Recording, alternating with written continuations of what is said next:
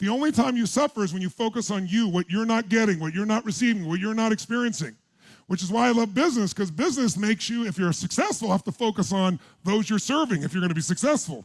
And when you're serving others, you're not thinking about yourself, and you're lit up, and spirit is coming through you. Instead of the mind that's always trying to figure out, how do I make myself get what I want, look good, feel good in the moment? That's not business. Business is how do I make you get what you deserve? And then you're not selfish, and so you're free of your own mind, and your heart and spirit is what's running you. And that's why business is a spiritual game for those that are successful. Those that failure, business is a pain, because you're worried about your sense of control. If you can get loose of that, just even for a little bit, and focus on serving the client, focus on serving your internal associates and partners and your employees, you'll see a transformation. You'll build a culture. A culture does well when you're not there. People don't say, in the early days of my business, everybody said, what does Tony think? What would Tony say? People don't ask anymore. They go, what is right?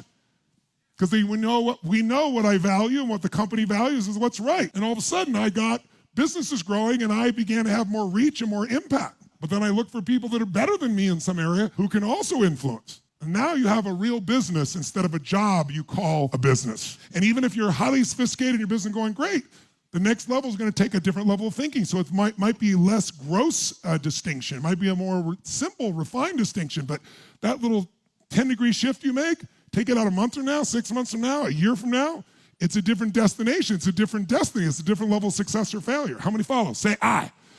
It's the level of thinking. Until you are willing to tell yourself the truth that I'm not in control and I need to open up and be vulnerable as hell, there'll be no progress in your personal life and very little in your business life. And when you get to $100 million, assuming you got there, you will still have the same problems. But you won't get to $100 million trying to control everything.